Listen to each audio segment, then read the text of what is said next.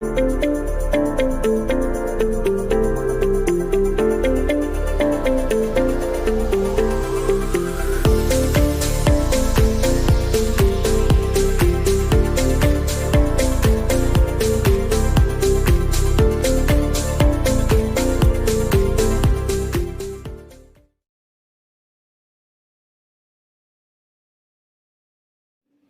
morning, students. I am Smita Karekar, 7th standard teacher from Jarannagar School. Students, first all of you tell me, do you like to listen or read story? Yes, all of you like to listen or read story. There are different types of stories. Some are fables, some are mythology, some are parables. These are different types of story. Today we are going to learn one of the story, and its name is The Town Mouse and the Country Mouse.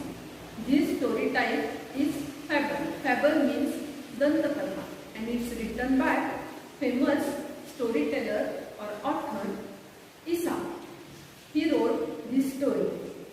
Unit number 2.2, The Town Mouse and the Country Mouse. Now I will tell some information about the author. From this story, author presents problems faced by human beings in day-to-day life. From this lesson, author describes the features of country life and town life through the characters of town mouse and the country mouse. First, I will read a story and then I will explain it. Listen all of you carefully. Once upon a time, a town mouse went on a visit to his cousin in the country. The country mouse was a simple rustic fellow. He loved his town friend. He gave him a hearty weight of beans, cheese and bread, were all he had to offer, but he offered them freely. The town mouse rather turned up his long nose at this simple country fare and said, I cannot understand, cousin, how you can put up with this poor food. Here country means खेडेगाव, rustic म्हणजे ग्रामीण, rustic means ग्रामीण, and cousin means नात्यातला एखादा मुलीन किंवा भाऊ. But of course you cannot expect anything better in the country. Come with me and I will show you how to live. When you see town life, you will wonder how you could ever live in the country. No sooner said than done. The two mice set off for the town and arrived at the big house where the town mouse lived in a hole. You will want some refreshment after our long journey, said the polite town mouse, and took his friend into a grand dining room. There they found the remains of a fine feast. Soon the two mice were eating up jellies and cakes, and all that was nice.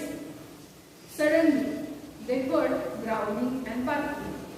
What is that? Said the country mouse. It is only the dogs of the house, answered the other. Only, said the country mouse. I do not like that music at my dinner. Just at that moment, the door flew open. In came two huge mastiffs, and the two mice had to scamper down and run off. Goodbye, cousin, said the country mouse. What, going so soon? Said the other. Yes, he replied. Better beans and bread in peace than cakes and jellies in fear. It is the story. Now I will explain it. आता मी तुम्हाला हीच गोष्ट आपल्या मातृभाषेतून म्हणजे मराठीतून मी तुम्हाला सांगणार आहे. The town Mouse and the country Mouse. Town Mouse म्हणजे शहरी उंदीर, शहरामधील उंदीर. तो हा आहे, त्याच्या वेशभूषेवरून आपल्याला जाणवतं. हा आहे कंट्री माऊस म्हणजे हा ग्रामीण भागातील उंदीर. तर यांचं रिलेशन काय होतं तर ते एकमेकांचे कझिन होते. कझिन म्हणजे मगाशी मी सांगितलं सख्य भावंड सोडून इतर नात्यातले जे बहीण भाऊ असतात त्याला कझिन असं म्हणतात. तर हा शहरी उंदीर ग्रामीण भागातल्या उंदराला भेटायला गेला. तो पहिल्यांदाच ग्रामीण भागामध्ये म्हणजे खेडेगावामध्ये आला होता. त्यामुळं त्याला त्या खेडेगावाविषयी आकर्षण होतं. त्याने बघितलं हिरवीगार शेती आहे ते सगळं बघितलं. पण ज्या वेळेला ग्रामीण उंदरानं त्याचं स्वागत केलं तेव्हा त्या स्वागतामध्ये त्याने काय दिलं? धान्याचे काही दाणे दिले, त्यानंतर त्याला ब्रेड दिला, त्यानंतर चीज दिलं, जे तो कधीही खात नव्हता, सहसा तो खात नव्हता, पण हे ह्याचं रोजचं जेवण होतं. त्यावेळी शहरी भागातल्या उंदराने इथं काय सांगितलं बघा, his long nose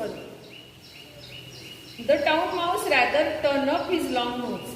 turn up his long nose म्हणजे त्यानं त्या गोष्टीला काय केलं होतं? रिजेक्ट केलं होतं, त्याला ते आवडलं नाही. आणि तो म्हणाला, हे खातोस तू रोज, हे असलं अन्न मी कधीच खात नाही, तू माझ्याबरोबर शहरामध्ये चल, मग मी तुला दाखवतो की शहरी जीवन काय असतं, शहरी जीवनामध्ये किती आनंद असतो, मौज मजा असते. हे ऐकल्यानंतर त्या उंदराला शहराविषयी आकर्षण निर्माण झालं आणि तो लगेच त्याच्याबरोबर जायला तयार झाला. ते दोघे शहरामध्ये आले. उंच उंच इमारती वगैरे बघून तो ग्रामीण भागातला जो उंदीर होता, रस्टिक फेलो म्हटलं त्याला. रस्टिक फेलो म्हणजे खेडवळ. त्याला आणि सगळं नवीन वातावरण बघून त्याला खूप आश्चर्य वाटलं, जे त्याने कधीच अनुभवलं नव्हतं. हे दोघे एका मोठ्या घरामध्ये आले. तर घरामध्ये खूप मोठा असा तो बंगला होता आणि त्याच्यामध्ये एक बीळ होतं. त्या बिळामध्ये हा शहरी उंदीर राहत होता. त्याला सुद्धा आपल्या भावाविषयी किंवा आपल्या कझिनविषयी खूप प्रेम होतं. तो म्हणाला, आता तू दमून आलेला आहेस तर तुला रिफ्रेशमेंटची गरज आहे. रिफ्रेशमेंट म्हणजे उपहार. नंतर हे शब्द मी तुम्हाला सांगणारच नाही. तर तुला रिफ्रेशमेंटची गरज आहे, चल माझ्याबरोबर, मी तुला दाखवतो. आणि ते एका मोठ्या हॉलमध्ये आले, जिथे आदल्या दिवशी रात्रीच मोठी पार्टी झाली होती आणि त्या पार्टीमध्ये उरलेले पदार्थ त्या ठिकाणी पडले होते. मग त्यामध्ये जेली होती, केक होते, वेगवेगळ्या प्रकारचे चीज होते. हे सगळं त्यांनी बघितल्यावरती त्या ग्रामीण उंदराला खूप आश्चर्य वाटलं आणि त्या दोघांनी मिळून त्याच्यावर ताव मारला, म्हणजे भरपूर खाल्ले. त्याला जाणवलं की खरोखर शहरामध्ये एवढे छान छान पदार्थ खायला मिळतात, शहर चांगलं असं त्याला क्षणभर वाटलं. इतक्यात त्याच्या कानावरती बघा, पेज नंबर 40 आपण बघितलं, suddenly he heard growling and barking. गुरगुरण्याचा, भुंकण्याचा आवाज आला. त्यावेळी त्याने विचारलं, हे काय आहे? तो म्हणाला, काय नाही, हे फक्त ह्या घरातले कुत्रे आहे. तो म्हणाला, फक्त? तर हो म्हणाला तो. इतक्यात हा ग्रामीण उंदीर काय म्हणाला, मला माझं डिनर घेत असताना किंवा रात्रीचं जेवण घेत असताना, तर रात्रीच्या जेवणाला डिनर म्हणतात, दुपारच्या जेवणाला लंच म्हणतात, हे माहीत पाहिजे आपल्याला. तर मला माझं जेवण घेत असताना कुठलंही असलं घाणेरडं म्युझिक ऐकायची सवय नाही आहे, मला ते आवडत नाही. असं म्हणेपर्यंत ते दोन कुत्रे दरवाजा उघडून त्या हॉलमध्ये आले. ते हॉलमध्ये आल्यानंतर हे दोन्ही उंदीर घाबरून त्या बिळामध्ये पळून गेले, तुरु पळून गेले. तो ग्रामीण उंदीर म्हणाला, हे काय झालं? तो म्हणाला, काय नाही, हे दोन कुत्रे आले म्हणून आपण इकडे पळत आलो बिळामध्ये. तर तो म्हणाला, गुड बाय. लगेच तो काय म्हणाला, त्याला गुड बाय. मग शहरी भागातला उंदीर म्हणाला, का बरं तू का चाललायस? गुड बाय का म्हणतोस एवढ्या लवकर?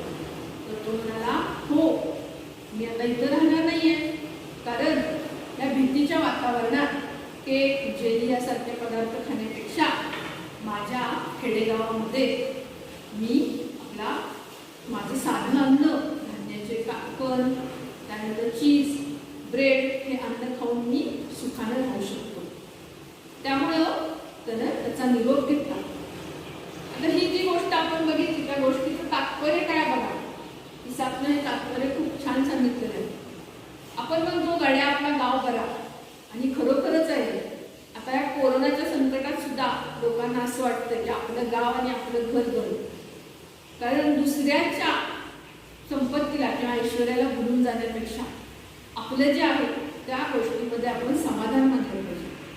आणि इसापनं हेच आपल्या ह्या फेबलमधून, त्याच्या दंतकथेतून हे सांगितलेलं आहे. इसापची प्रत्येक दंतकथा ही अशा नीतिकथेवर आधारित आहे, म्हणजे त्यामधून तो बोध त्या गोष्टीतून बोध द्यायचा. ह्याच्या अगोदरची पण तुम्ही जी गोष्ट बघितली त्यामध्ये सुद्धा त्यातून काहीतरी बोध दिलेला आहे. या गोष्टीतून सुद्धा इसाकनं सुंदर असा बोध दिलेला आहे की दुसऱ्याच्या ऐश्वर्य बघून त्याच्याशी बरोबरी करण्यापेक्षा आपली जी परिस्थिती आहे त्यामध्ये आपण समाधान मानलं पाहिजे. ही झाली स्टोरी. ह्या पूर्ण धड्याची ही गोष्ट मी तुम्हाला सांगितलेली आहे. आता मी मुद्दाम ही गोष्ट तुम्हाला मराठीमधून एक्सप्लेन केली आहे, कारण तुम्हाला गोष्ट ऐकायला खूप आवडतं. वेगवेगळ्या प्रकारच्या गोष्टी असतात. Now I will introduce you with new words from this lesson. Here are some new words. cousin, I will read it. All of you listen carefully, and if you can, then you will follow after me. cousin, नात्यातील भाऊ किंवा बहीण. rustic, ग्रामीण. Fellow, व्यक्ती किंवा अनुयायी. remains, शिल्लक राहिलेले. arrived, आगमन झाले. वंडर, आश्चर्य. फीस्ट, मेजवानी. सडनली, अचानक. फेअर, अन्न. रिफ्रेशमेंट म्हणजे उपाहार किंवा छोटा नाश्ता. मोमेंट, क्षण. स्कॅम्पर, तुरु तुरु पळणे. These are some new words from this lesson. Now I will going to explain you some phrases from this lesson. Turn up his long nose. म्हणजे एखाद्या गोष्टीला नकार देणे किंवा नाक मुरडणे. To refuse something because you think that is not good for you. एखाद्या गोष्टीला नकार देणे जी अशी गोष्ट की जी आपल्यासाठी योग्य नाही आहे. सेकंड फ्रेज आहे put up with. To accept something that unpleasant without complaining. अशी एखादी गोष्ट जी आपल्याला आवडत नाही आहे तर ती आपण स्वीकारतो, त्याला काय म्हणतात? पुट अप विथ म्हणजे सहन करणे. लास्ट फ्रेज आहे set off. Began the journey. Set off means प्रवासाला सुरुवात करणे. After completing this story, now I will going to introduce you with English workshop. I will explain you all these questions. There are 4 questions. First is, this story has 2 parts. Write what happened in each part. Here are 2 parts. This related with, first part is related with country life. Another part is related with town life. First, the town mouse went to visit his country cousin. Second place is blank. Third place, the town mouse did not like the food. Now I will read town life. About town life, first place is blank. Second is, the town mouse offered his cousin jellies and cakes. And third place is also blank. इथे बघा 2 part आहेत. या ठिकाणी ग्रामीण जीवनाविषयी आणि शहरी जीवनाविषयी असे 2 भागामध्ये याची विभागणी केलेली आहे. आणि त्यामध्ये ग्रामीण जीवनाविषयीचं वर्णन किंवा तो शहरी उंदीर जेव्हा खेड्या गावामध्ये गेला त्यावेळी काय घडलं आणि ज्यावेळी ग्रामीण उंदीर शहरामध्ये गेल्यावर काय घडलं त्याच्याविषयी या 2 भागामध्ये तुम्हाला माहिती भरायची आहे. ज्या जागा रिकाम्या दिसतात त्या तुम्हाला धडा व्यवस्थित काळजीपूर्वक वाचून त्या फिलअप करायच्या आहेत. Second question is, translate the following into your mother tongue. Here are 2 sentences. I will read it. I do not like that music at my dinner. And second sentence is, better beans and bread in peace than cakes and jellies in fear. Here are 2 sentences. इथं 2 वाक्यात बघा आणि या 2 वाक्यांचं तुम्हाला मराठी भाषेमध्ये रूपांतरण करायचं आहे. Third question, try to write more sentences on the pattern of better beans and bread in peace than cakes and jellies in fear. Example, better late than never. या ठिकाणी त्यांनी जे वाक्य दिलेलं आहे तशाच अर्थाची या ठिकाणी एक म्हण दिलेली आहे. इडियम्स आहे ती, बेटर लेट दॅन नेव्हर. म्हणजे काहीच न होण्यापेक्षा उशीर झालेला बरा. हिंदीमध्ये आपण म्हणतो देर से आए दुरुस्त आहे. त्याप्रमाणेच आणखीन काही म्हणी तुम्हाला अशा तयार करायच्या आहेत. फोर्थ क्वेश्चन आहे, write the moral of the story in your mother tongue using your on words. तुम्हाला ह्या गोष्टीच्या संदर्भातलं बोध तुमच्या मातृभाषेमध्ये लिहायचं आहे. बघा, ही जी स्टोरी आपण आज शिकलेलो आहोत त्याच्यावर आधारित तुम्हाला बोध या गोष्टीमधून लिहायचा आहे. This is also your homework. You should complete it properly. All of you read this story carefully and then you will complete this workshop. You will also recite meanings of words and their meanings and also phrases and their meanings. Students, today we learn one of the interesting story, the town mouse and the country mouse. Type of this story is fable and it's written by Aesop. You should also read some another informative and interesting story from Aesop. Thank you.